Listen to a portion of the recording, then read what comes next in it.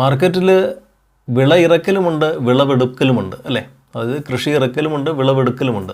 വിളവെടുക്കലിനുള്ള സമയമല്ല, എന്നാൽ കൃഷി ഇറക്കലിനുള്ള സമയമാണ്. കൃഷി ഇറക്കൽ എന്നതുകൊണ്ട് ഉദ്ദേശിക്കുന്നത് നല്ല നല്ല സ്റ്റോക്കുകൾ മേടിച്ചിടുക, അല്ലെങ്കിൽ നമ്മുടെ പോർട്ട്ഫോളിയോയിലുള്ള സ്റ്റോക്കുകൾ ആവറേജ് ചെയ്യുക, അല്ലെങ്കിൽ എന്താ പറയുക, അത് എത്ര സമയം ഹോൾഡ് ചെയ്യുക, എത്ര ഒരു റിട്ടേണിന് വേണ്ടി നമ്മൾ കാത്തിരിക്കുക എന്നുള്ള കാര്യമാണ്. അപ്പോൾ നമ്മളെന്താ ഇന്നത്തെ ഒരു എപ്പിസോഡിൽ ഒരു സ്റ്റോക്ക് റെക്കമെൻഡേഷനോ അല്ലെങ്കിൽ ടിപ്പോ എന്നല്ല പറയുന്നത്, ഒരുപക്ഷെ കഴിഞ്ഞ ചില മാർക്കറ്റിലെ തകർച്ചകളിൽ നിന്ന്, അല്ലെങ്കിൽ കഴിഞ്ഞ ചില എന്താ പറയുക, ഈ റിസഷൻ സമയത്തും അല്ലെങ്കിൽ അതുപോലെ തന്നെ കൊറോണ സമയത്തും അതുപോലെ തന്നെ മാർക്കറ്റ് എപ്പോഴൊക്കെയാണോ ബ്ലീഡ് ചെയ്തത്, അപ്പോൾ ആ അവസരങ്ങളിൽ ഞാൻ ചെയ്ത മിസ്റ്റേക്കുകൾ അല്ലെങ്കിൽ ഞാൻ പഠിച്ച പാഠങ്ങൾ, അതാണ് ഞാനിവിടെ എസ്പെഷ്യലി പുതിയ ആൾക്കാർക്ക് വേണ്ടി ഷെയർ ചെയ്യുന്നത്. ഒരുപക്ഷെ തീർച്ചയായിട്ടും ഈ ഒരു കാര്യങ്ങൾ ഫോളോ ചെയ്താൽ ഒരു പരിധിവരെ നമുക്ക് നമ്മുടെ ലോസ് കൺട്രോൾ ചെയ്യാൻ പറ്റും. അതുപോലെ തന്നെ മാർക്കറ്റിൽ നിന്നുള്ള നമ്മുടെ റിട്ടേൺസിൻ്റെ അളവ് കൂട്ടാനും നമ്മളെ സഹായിക്കും. അപ്പോൾ നമ്മുടെ കാര്യങ്ങളിലോട്ട് കിടക്കുന്നതിന് മുമ്പ്, my dear friends, welcome back to trade for living. Trade for ലിവിൻ്റെ മറ്റൊരു കുഞ്ഞു വലിയ അധ്യായത്തിലേക്ക് നിങ്ങൾക്ക് ഏവർക്കും വീണ്ടും സ്വാഗതം. അപ്പോൾ നേരത്തെ പറഞ്ഞതുപോലെ തമിഴ്നാട്ടിൽ ഞാൻ പറഞ്ഞിട്ടുണ്ട്, മരച്ചീനി കൃഷി എന്താ പറയുക, മാർക്കറ്റിലെ കപ്പ കൃഷിക്കുള്ള സമയമാണ്. കാരണം കപ്പ കൃഷി എന്ന് പറയുന്നത് എന്താ പറയുക, ഞാൻ വളരെ സിമ്പിളായിട്ട് പറയാം, ഏകദേശം ഒരു വർഷം എടുക്കും അല്ലേ? വർഷത്തിൽ ഒരിക്കലേ നമുക്ക് കപ്പ കൃഷി ഇറക്കാൻ പറ്റുള്ളൂ. അല്ലെങ്കിൽ മരച്ചീനി, എനിക്ക് തോന്നുന്നു ട്രിവാൻഡ്രത്തേക്ക് മരച്ചീനി എന്നാണ് പറയുന്നത്, വടക്കോട്ടൊക്കെ കപ്പയെന്നാണെന്ന് തോന്നുന്നു അല്ലേ? അപ്പോൾ കപ്പ നമ്മൾ വർഷത്തിൽ ഒരിക്കലാണ് കപ്പ കൃഷി ഇറക്കുക, മരച്ചീനി തൈ നടുക, അല്ലെങ്കിൽ കമ്പ് കുത്തി വെച്ചിട്ട് മരച്ചീനിക്ക് വളവും വെള്ളമൊക്കെ കഴിച്ച് നമ്മൾ ഏകദേശം ഒരു വർഷത്തോളം നമ്മൾ കാത്തിരിക്കണം അല്ലേ? എന്തായാലും ഒരു വർഷത്തോളം കാത്തിരിക്കേണ്ടി വരത്തില്ല. മാർക്കറ്റിൽ ഇപ്പോൾ നടന്നുകൊണ്ടിരിക്കുന്ന ഒരു തകർച്ചയാണ്. അതായത് 18,500 നിന്നും അല്ലെങ്കിൽ 18,500 മേളിൽ നിന്നും നിഫ്റ്റി ഇപ്പോൾ നിൽക്കുന്ന ഏകദേശം 16,900 16,900 ലെവലിലാണ് അല്ലേ? ഒരുപക്ഷെ നിങ്ങൾ നമ്മുടെ ടെലിഗ്രാം ചാനലിൽ നോക്കിയിട്ടുണ്ടെങ്കിൽ അവിടെ നമ്മൾ പറഞ്ഞിരുന്നു, 3-4 മാസങ്ങൾക്ക് മുമ്പ് പറഞ്ഞിരുന്നു 16,000, ഞാനിവിടെ സ്ക്രീൻഷോട്ട് ഇടാം. 16,000 വരുമ്പോൾ സാധനം മേടിക്കാൻ, നല്ല നല്ല സാധനങ്ങൾ, ഐറ്റങ്ങൾ, സ്റ്റോക്കുകൾ മേടിക്കാൻ പൈസ റിസർവ് റെഡിയാക്കി വെച്ചേക്കാൻ ഞാൻ പറഞ്ഞിരുന്നു.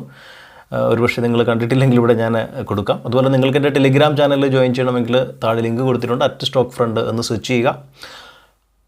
ഓക്കെ, നമ്മുടെ കാര്യത്തിലോട്ട് കിടക്കാം. നേരത്തെ പറഞ്ഞതുപോലെ നല്ല നല്ല സ്റ്റോക്കുകൾ വാങ്ങാനുള്ള സമയമാണ്. ഒരുപക്ഷെ എന്താ പറയുക, നമ്മുടെ ചാനൽ ഫോളോ ചെയ്യുന്നവരാണെങ്കിൽ നിങ്ങൾക്ക് അറിയാമായിരിക്കും, നമ്മൾ ബെയർ മാർക്കറ്റിനെ അല്ലെങ്കിൽ ബെയറുകളെ ഇഷ്ടപ്പെടുന്ന ആൾക്കാരാണ്. നമ്മൾ കുഞ്ഞു കുഞ്ഞു ബെയറുകളാണ്. കാരണം മാർക്കറ്റിൽ നിന്ന് പിഴയ്ക്കണമെങ്കിൽ എന്താ പറയുക, നമുക്ക് ഒരു ബെയറിഷ് മോഡൽ ചിന്തിച്ചേ പറ്റുള്ളൂ. അപ്പോൾ നല്ല നല്ല സ്റ്റോക്കുകൾ ആഡ് ചെയ്യുക. അപ്പോൾ ഒരു ക്വസ്റ്റ്യൻ ഉണ്ടാവും, നല്ല നല്ല സ്റ്റോക്കുകൾ ആഡ് ചെയ്യാൻ ഇവിടുന്ന ക്യാഷ് എന്നല്ലേ? അതും നമ്മൾ പറഞ്ഞിട്ടുണ്ട്. നേരത്തെ ഒരു വീഡിയോ ഞാൻ ചെയ്തിട്ടുണ്ട്, അതിൻ്റെ ലിങ്ക് വേണമെങ്കിൽ കൊടുക്കാം. അവിടെ പറഞ്ഞിട്ടുണ്ട്, ഒരു ക്രാഷിൽ ഇൻവെസ്റ്റ് ചെയ്യാൻ നമുക്ക് കുറേ സോഴ്സ് വേണം അല്ലേ? ഒന്നെന്ന് പറയുന്നത് നമുക്കൊരു ചിട്ടി ഉണ്ടാവും. ഞാൻ മുമ്പത്തെ വീഡിയോ പറഞ്ഞിരുന്നു, ചിട്ടി പൊട്ടിക്കാം. നമ്മുടെ ചിട്ടി ഉണ്ടെങ്കിൽ ചിട്ടി പൊട്ടിക്കാം. ഫിക്സഡ് ഡെപ്പോസിറ്റ് ഉണ്ടെങ്കിൽ അതും പൊട്ടിച്ചിടാം. ഫിക്സഡ് ഡെപ്പോസിറ്റാണ് കേട്ടോ, ലോൺ എടുത്ത് ഷെയർ വാങ്ങാനല്ല പറയുന്നത്. ഇപ്പോൾ പേഴ്സണലി ഞാൻ ചെയ്യുന്ന ഫിക്സഡ് ഡെപ്പോസിറ്റുകളുണ്ടെങ്കിൽ ചെറുതായിരിക്കാം, അത് പൊട്ടിച്ച് അത്യാവശ്യം നല്ല നല്ല സ്റ്റോക്കുകൾ മേടിച്ചിടുക. അതുപോലെ തന്നെ ചിട്ടി ഉണ്ടെങ്കിൽ അത് പിടിക്കുക. അതുപോലെ തന്നെ ഈ പറയുന്ന പോലെ നമ്മുടെ റിസർവ്, നമ്മളെപ്പോഴും നമ്മുടെ 100% ക്യാഷ് നമ്മൾ സ്റ്റോക്കിൽ ഇൻവെസ്റ്റ് ചെയ്യാറില്ല, അല്ലെങ്കിൽ മാർക്കറ്റിൽ ഇടാറില്ല. ഒരു 30% നമ്മൾ റിസർവ് വെച്ചിരിക്കും. ആ റിസർവിൽ നിന്ന് കുറേശ്ശെ എടുക്കുക. റിസർവ് ഒരുമിച്ചിടാനല്ല പറയുന്നത്, കാരണം മാർക്കറ്റിന് ആർക്കും ടൈം ചെയ്യാൻ പറ്റത്തില്ല. ഈ ഒരു തകർച്ച ഏതുവരെ പോകുന്ന ആർക്കും പറയാൻ സാധിക്കില്ല. അപ്പോൾ നമ്മൾ ആദ്യം ചെയ്യേണ്ടത് നമ്മുടെ റിസർവ് ക്യാഷ് ഉപയോഗിക്കുക, അല്ലെങ്കിൽ മറ്റ് സോഴ്സുകളിൽ നിന്നുള്ള നമ്മൾ മണി ഉപയോഗിക്കുക. അത് നിങ്ങൾക്ക് ഡൗട്ട് ഉണ്ടെങ്കിൽ ഞാൻ നേരത്തെ പറഞ്ഞിട്ടൊരു വീഡിയോ ചെയ്തിട്ടുണ്ടായിരുന്നു മുമ്പ്. അപ്പോൾ നമ്മുടെ റിസർവിൽ നിന്നും കുറേശ്ശെ ക്യാഷ് എടുത്ത് മേടിക്കുക. പക്ഷേ മനസ്സിൽ വെച്ചേക്കുക, ഒരു 16,000 എന്നുള്ളൊരു ബെഞ്ച് മാർക്ക് മനസ്സിൽ വെച്ചേക്കുക. അപ്പോൾ നമുക്ക് എല്ലാം ഒരുമിച്ചെടുത്ത് ചിലവാക്കാൻ തോന്നത്തില്ല. ഓക്കെ, അപ്പോൾ നമ്മൾ റിസർവ് ഉപയോഗിക്കുക, നല്ല നല്ല സ്റ്റോക്കുകൾ മേടിക്കുക. അപ്പോൾ നല്ല നല്ല സ്റ്റോക്കുകളെന്ന് പറയേണ്ട ആവശ്യമില്ല, എല്ലാം ഒരുപാട് പറയാൻ പറ്റും. ഇപ്പോൾ BEL നമ്മളൊക്കെ 105-ലും 120-ലും കിടന്ന BEL ഇപ്പോൾ കിടക്കുന്നത് 102-ലാണ് അല്ലേ? 92-ലാണ്. ടാറ്റ മോട്ടോഴ്സ് ഏകദേശം 410-ലാണ്. അതൊരു 380 390-ൽ നല്ലൊരു മികച്ച സപ്പോർട്ടാണ്. അപ്പോൾ വെയിറ്റ് ചെയ്യുക, ഒരു 380 ഇപ്പോഴും കുറേശ്ശെ ആഡ് ചെയ്യുക. പക്ഷേ ഒരു 380 390 വരുമ്പോൾ കുറച്ച് ആഡ് ചെയ്യാൻ പൈസ വെച്ചേക്കുക. അതുപോലെ തന്നെ ടാറ്റ കെമിക്കൽ ഒരു 900 to 950 നല്ല റേഞ്ചാണ്. ഇനി ടാറ്റ സ്റ്റീൽ പറയുകയാണെങ്കിൽ ഇപ്പോൾ നിൽക്കുന്നത് എനിക്ക് തോന്നുന്നു 103 ആണ്. ഒരു 90 to 100 നല്ലൊരു റേഞ്ചാണ്.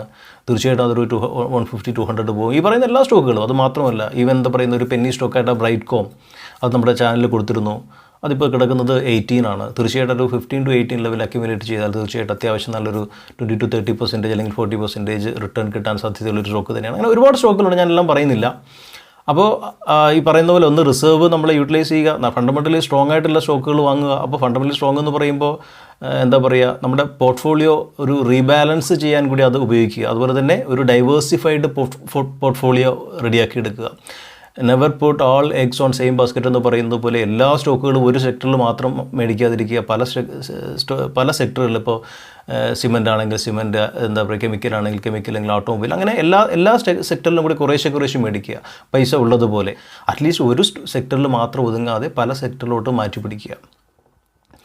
മറ്റൊരു കാര്യമെന്ന് പറയുന്നത് invest in defensive stock mainly. അതായത് അതുപോലെ നമ്മൾ എന്താ പറയുക ഡിഫെൻസീവ് ആയിട്ടുള്ള സ്റ്റോക്കുകൾ നിങ്ങൾക്ക് അറിയാവുന്ന പ്രതീക്ഷിക്കുന്ന ഡിഫെൻസീവ് സ്റ്റോക്കുകൾ ഏതൊക്കെയാണെന്ന്, അപ്പോൾ അതിലൊക്കെ ഇൻവെസ്റ്റ് ചെയ്യുക.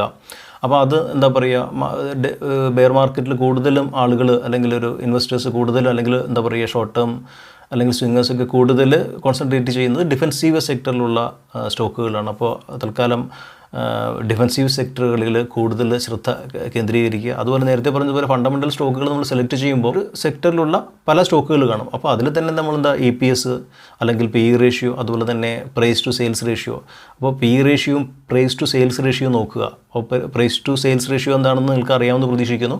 മാർക്കറ്റ് ക്യാപ്പിനെ എന്താ പറയുക അതിൻ്റെ റവന്യൂ കൊണ്ട് ഡിവിഷൻ ചെയ്യുമ്പോഴാണ് നമുക്കൊരു P/S റേഷ്യോ കിട്ടുന്നത്. തീർച്ചയായിട്ടും മികച്ച ഒരു വാല്യുവേഷനുള്ള കമ്പനികളെ കണ്ടെത്താൻ നമുക്ക് VS റേഷ്യോ സഹായിക്കും. ഇപ്പോൾ എന്താ പറയുക അശോക് ലെയ്ലാൻഡ്, ടാറ്റ മോട്ടോഴ്സും അല്ലെങ്കിൽ മാരുതി ഉണ്ടെങ്കിൽ അപ്പോൾ എല്ലാം നോക്കുക, EPS നോക്കുക, അല്ലെങ്കിൽ PE റേഷ്യോ നോക്കുക, അടുത്ത് എന്താ പറയുക പ്രൈസ് ടു സെയിൽസ് കൂടി നോക്കുക. ഫോർ എക്സാമ്പിൾ ഞാൻ പറയുകയാണ്. അപ്പോൾ അങ്ങനെയുള്ള കാര്യങ്ങളൂടെ നോക്കുക. ഇത് മാത്രമല്ല കേട്ടോ, എല്ലാം നോക്കണം. ROEയും ROCയും. ഇപ്പോൾ എന്തായാലും ഇപ്പോഴത്തെ അവസ്ഥയിൽ ഫണ്ടമെൻ്റലി സ്ട്രോങ് ആയിട്ടുള്ള സ്റ്റോക്കുകളെല്ലാം തകർന്ന് കിടക്കുകയാണ്. അപ്പോൾ അത്യാവശ്യം നമ്മുടെ ഒരു കോമൺ സെൻസ് വെച്ചിട്ട് മികച്ച സ്റ്റോക്കുകൾ നമുക്ക് തീർച്ചയായിട്ടും സെലക്ട് ചെയ്യാൻ സാധിക്കും. ഒരിക്കലും ലോൺ എടുക്കുകയോ കടം വാങ്ങിക്കുകയോ ചെയ്യരുത്. അങ്ങനെയുള്ള ഇൻവെസ്റ്റ്മെൻ്റ് ഒന്നും ചെയ്യാതിരിക്കുക. തീർച്ചയായിട്ടും നമ്മുടെ കയ്യിലുള്ള ഫ്രീ ക്യാഷ് കൊണ്ട് മാത്രം ഈ ഒരു സമയത്ത് ഇൻവെസ്റ്റ് ചെയ്യുക, അല്ലെങ്കിൽ എന്താ പറയുക നമ്മുടെ പൊസിഷണൽ പോർട്ട്ഫോളിയോ സ്ട്രെങ്തൻ ചെയ്യുക. അതുപോലെ മറ്റൊരു കാര്യം എന്ന് പറയുന്നത് നമ്മൾ മുമ്പ് പറഞ്ഞിട്ടുണ്ട്, നിഫ്റ്റി ബീസ് അല്ലെങ്കിൽ കോഡാക് നിഫ്റ്റി, അതുപോലെ ITBs ഇങ്ങനെയുള്ള ഇൻഡെക്സ്, അതായത് നിഫ്റ്റി ബേസ്ഡ് ആയിട്ടുള്ള അല്ലെങ്കിൽ IT ബേസ്ഡ് ആയിട്ടുള്ള സ്റ്റോക്കുകൾ വരുന്ന ഇൻഡെക്സുകൾ മേടിക്കുക. ഇൻഡെക്സ് ഫണ്ട് മേടിക്കുക, ETF. അപ്പോൾ നിഫ്റ്റി ബീസ് ആണോ ഇപ്പോൾ നിൽക്കുന്നത് 185 റേഞ്ചിലാണ്. അതൊരു 155 വരാൻ ചാൻസ് കുറവാണ്. സ്റ്റിൽ ഒരു 155 to 185 കുറേശ്ശെ ആഡ് ചെയ്യുക. തീർച്ചയായിട്ടും അതെന്തായാലും എന്താ പറയുക നിഫ്റ്റി ബീസ് ഒന്നും വിൽക്കേണ്ട ആവശ്യം വരത്തില്ല. കാരണം മാർക്കറ്റ് ഉള്ളിടത്തോളം കാലം മാർക്കറ്റിന് എപ്പോഴാണോ ഒരു എന്താ പറയുക ഒരു മൂവ് വരുന്നത്, അല്ലെങ്കിൽ തീർച്ചയായിട്ടും മാർക്കറ്റ് മുന്നോട്ട് തന്നെ പോകും അല്ലേ. ഇതൊക്കെ ഒരു വളരെ ടെമ്പററി ആയിട്ടുള്ള അല്ലെങ്കിൽ നമ്മൾ എക്സ്പെക്റ്റ് ചെയ്യുന്ന തകർച്ചകളാണ് അല്ലെങ്കിൽ കറക്ഷൻസ് ആണ്. ഓക്കെ, അപ്പോൾ ഈ ഒരു നിഫ്റ്റി ബീസൊക്കെ ഈ ഒരു 185 നല്ല റേഞ്ചാണ്. 185 to ഒരു 165 മാക്സിമം പോയേക്കാം. സ്റ്റിൽ നല്ലൊരു അക്യുമുലേറ്റ് ചെയ്യുക. അത് വേണമെങ്കിൽ ഒരു 210 അല്ലെങ്കിൽ 250 അല്ലെങ്കിൽ 200 റേഞ്ച് വരെ ഹോൾഡ് ചെയ്യുക. എന്നിട്ട് വരുമ്പോൾ വിറ്റിട്ട് വീണ്ടും ഒരു കറക്ഷൻ വരുമ്പോൾ മേടിക്കുക. അങ്ങനെയുള്ള ഒരുപാട് കാര്യങ്ങളുണ്ട്. തീർച്ചയായിട്ടും നമ്മുടെ പോർട്ട്ഫോളിയോയിലെ ഒരു സ്ഥിരം അംഗമായിരിക്കണം നമ്മുടെ നിഫ്റ്റി ബീസ് എന്ന് പറയുന്നത്. അപ്പോൾ ഈ ഒരു തകർച്ചയിലെ നിഫ്റ്റി ബീസ് നിങ്ങളുടെ പോർട്ട്ഫോളിയോയിൽ ഇല്ലെങ്കിൽ അതിൽ ഉൾപ്പെടുത്തുന്നതിനെക്കുറിച്ച് ആലോചിക്കുക. ഓക്കെ, ഞാൻ പറഞ്ഞത് കേട്ടിട്ട് നിങ്ങൾ ഉൾപ്പെടുത്തേണ്ട, അതിനെക്കുറിച്ച് ആലോചിക്കുക, സ്റ്റഡി ചെയ്യുക. ബിക്കോസ് ഞാനൊരു SEBI-registered അനലിസ്റ്റ് ഒന്നുമല്ല. ഞാൻ പറയുന്നത് എൻ്റെ വ്യൂസ് മാത്രമാണ്. ഓക്കെ, അപ്പോൾ ഞാൻ നമ്മുടെ അടുത്ത പോയിൻറ്റ്സിലോട്ട് പോകുന്നതിന് മുമ്പ് ഈ ചാനൽ നിങ്ങൾ ഇതുവരെയും സബ്സ്ക്രൈബ് ചെയ്തിട്ടില്ലെങ്കിൽ താഴെ കാണുന്ന ചുവന്ന ബട്ടൺ പ്രസ് ചെയ്തൊന്ന് സബ്സ്ക്രൈബ് ചെയ്താൽ വളരെ സന്തോഷകരമായിരിക്കും. അതുപോലെ നിങ്ങൾ വീഡിയോ ഇഷ്ടപ്പെട്ടാൽ ഒന്ന് ലൈക്ക് ചെയ്യുക. ഇനി അതുപോലെ തന്നെ നിങ്ങൾക്കിതൊരു ഉപയോഗപ്രദമാണെന്ന് തോന്നുകയാണെങ്കിൽ താഴെ ഒരു കമൻറ്റ് കൂടെ ചെയ്യുക. അടുത്ത പോയിൻ്റ് എന്ന് പറയുന്നത് 1-2 മ്യൂച്വൽ ഫണ്ട് സ്റ്റാർട്ട് ചെയ്യുക. 500 ആയിക്കോട്ടെ, 100 ആയിക്കോട്ടെ, 1000 ആയി ആൾറെഡി മ്യൂച്വൽ ഫണ്ട് ഹോൾഡ് ചെയ്യുകയാണെങ്കിൽ തീർച്ചയായിട്ടും കുറച്ച് യൂണിറ്റുകൾ എക്സ്ട്രാ ആഡ് ചെയ്യുക. നമുക്ക് അങ്ങനെ ആഡ് ചെയ്യുന്നതിനുള്ള ഒരു ഓപ്ഷനുണ്ട്. ഇപ്പോൾ നമ്മൾ 1000 അല്ലെങ്കിൽ 2000 മാസം തോറും പേ ചെയ്യുന്നതെങ്കിൽ ഈ ഒരു തകർച്ച വരുമ്പോൾ അല്ലെങ്കിൽ ഈ ഒരു സമയത്തൊക്കെ ഓരോ മാസവും 2000-ന് പകരം 4000, 5000 ഒക്കെ ആഡ് ചെയ്യാം പൈസ ഉള്ളതുപോലെ. അപ്പോൾ തീർച്ചയായിട്ടും മ്യൂച്വൽ ഫണ്ട് ഇല്ലെങ്കിൽ മ്യൂച്വൽ ഫണ്ട് ആഡ് ചെയ്യുക, അല്ലെങ്കിൽ ഉള്ള മ്യൂച്വൽ ഫണ്ട് ആവറേജ് ചെയ്യാൻ ശ്രമിക്കുക. കൂടുതൽ ക്വാണ്ടിറ്റി ആഡ് ചെയ്യാൻ ശ്രമിക്കുക. മറ്റൊരു കാര്യമെന്ന് പറയുന്നത് don't look your portfolio daily എന്നല്ല വീക്കിലി പോലും ചെക്ക് ചെയ്യാതിരിക്കുക കഴിവതും. കാരണം നേരത്തെ പറഞ്ഞതുപോലെ കൃഷി ഇറക്കലിൻ്റെ സമയമാണിപ്പോൾ അല്ലേ. അപ്പോൾ നമ്മൾ തൈകൾ നടുന്നേ ഉള്ളൂ, അതിന് സമയം കൊടുക്കുക. നമ്മളൊരു കപ്പ കൃഷിയായാലും കപ്പ കൃഷി എന്താ പറയുക, ഞാൻ വേറെ കൃഷിയെക്കുറിച്ച് ആലോചിച്ച് എനിക്ക് അതിൻ്റെ കറക്റ്റ് സമയം അറിയത്തില്ല. കപ്പയൊക്കെ നമ്മൾ അത്യാവശ്യം കൃഷി ചെയ്യുന്നതാണ്. അപ്പോൾ കപ്പ കൃഷി എന്തായാലും വർഷത്തിലൊരിക്കൽ നമുക്ക് വിളവെടുപ്പ് പറ്റുകയുള്ളൂ അല്ലേ. നമുക്ക് വളം ഇട്ട് കൊടുക്കണം, കളയെടുക്കണം, വെള്ളം ഒഴിച്ചു കൊടുക്കണം, ചാല് കോരണം ഒക്കെ ചെയ്യണം. അതുപോലെ തന്നെ മാർക്കറ്റിൽ ഇടിയുമ്പോൾ കുറേശ്ശെ സ്റ്റോക്കുകൾ ആഡ് ചെയ്ത് വയ്ക്കുക, അവിടെ വെച്ചേക്കുക, ഒരു വർഷം സമയം കൊടുക്കുക. അപ്പോൾ ഒരു വർഷം സമയം കൊടുക്കുമ്പോൾ ഒരുപക്ഷെ നമുക്കൊരു എന്താ പറയുക 10% പകരം ഒരു 20% ഒരു വർഷത്തിന് ശേഷം കിട്ടുന്നത്. അപ്പോൾ ആ ഒരു കാര്യം കൂടി ആലോചിക്കുക. നമ്മുടെ ടെലിഗ്രാം ചാനലിലെ പല കോളുകളും ഞാൻ പറയാറുണ്ട്, ഒരു 10 ക്വാണ്ടിറ്റി നിങ്ങൾ വച്ചേക്കുക ഒരു ലോങ് ടേമിന് വേണ്ടിയിട്ട്. അപ്പോൾ അത് കൊറോണ സമയത്തൊക്കെ നമ്മൾ വാങ്ങിയ പല സ്റ്റോക്കുകളും ഒരു XXXും അല്ലെങ്കിൽ 5 times ഒക്കെ എത്തിയിട്ടുണ്ട്. അതുപോലെ തന്നെ ഈ പറയുന്ന എന്താ പറയുക ഓരോ സ്റ്റോക്കുകളും അത് ഞാൻ ഒന്നും പറയുന്നില്ല, ഒന്നും എടുത്തു പറയുന്നില്ല. ഇപ്പോൾ നിൽക്കുന്ന ഓരോ സ്റ്റോക്കുകളും അതിൻ്റെ ഒരു 30 to 40% അറ്റ്ലീസ്റ്റ് ഒരു 1 year അല്ലെങ്കിൽ 1.2 years കൊണ്ടൊക്കെ തരാൻ സാധ്യതയുള്ള സ്റ്റോക്കുകളാണ്. അറിയില്ല, ഒരുപക്ഷെ മാർക്കറ്റ് അടുത്ത ആഴ്ച തന്നെ റീബൗണ്ട് ചെയ്തേക്കാം. അപ്പോൾ ഈ ഒരു ബെയറിഷ് ടൈം എന്താ പറയുക, ഈ ഒരു ബെയറിഷ്നെസ് യൂട്ടിലൈസ് ചെയ്യുക. അതുപോലെ തന്നെ നേരത്തെ പറഞ്ഞതുപോലെ സ്റ്റോക്കുകൾ കൂടുതൽ ആഡ് ചെയ്യാൻ ശ്രമിക്കുക, റിസർവ് ക്യാഷ് ഉപയോഗിക്കാൻ ശ്രമിക്കുക, പക്ഷേ ലോൺ എടുത്തൊന്നും ചെയ്യാതിരിക്കുക. ഫ്യൂച്ചേഴ്സ് ആൻഡ് ഓപ്ഷൻസ് ചെയ്യുന്നവരാണെങ്കിൽ അത് ഹെഡ്ജ് ചെയ്ത് ചെയ്യുക, അല്ലാതെ ഒരിക്കലും ഒരു ബ്ലൈൻഡായിട്ട് ഒരു നേക്കഡ് ഓപ്ഷൻസോ അല്ലെങ്കിൽ വിത്തൗട്ട് ഹെഡ്ജിങ് ഫ്യൂച്ചറോ ഒന്നും ചെയ്യാതിരിക്കുക. അത് വളരെ പ്രധാനപ്പെട്ട കാര്യമാണ്. നമ്മൾ മാർക്കറ്റിന് നമുക്ക് ടൈം ചെയ്യാൻ പറ്റത്തില്ല, അതുപോലെ തന്നെ മാർക്കറ്റിനെ തോൽപ്പിക്കാനും പറ്റത്തില്ല, റൈറ്റ്. അപ്പോൾ മാർക്കറ്റിനെ ബഹുമാനിച്ച് മുന്നോട്ട് പോവുക. അപ്പോൾ FNO കഴിവതും നിങ്ങൾക്ക് അതിനെക്കുറിച്ച് 100% ഉറപ്പില്ല എങ്കിൽ, അല്ലെങ്കിൽ ഹെഡ്ജിങ് ചെയ്യുന്നില്ല എങ്കിൽ, അല്ലെങ്കിൽ ട്രെൻഡിനെ കുറിച്ച് ഒരു ബോധമില്ല എങ്കിൽ അത് ചെയ്യാതിരിക്കുക. ഓക്കെ, അതാണ് ഏറ്റവും പ്രധാനപ്പെട്ട ഒരു കാര്യം എന്ന് പറയുന്നത്. നമ്മളത് ഫ്യൂച്ചേഴ്സ് ആൻഡ് ഓപ്ഷൻസ് ചെയ്തില്ലെങ്കിൽ തന്നെ അത്യാവശ്യം നമ്മുടെ ക്യാപിറ്റൽ സേഫ് ആയിരിക്കും.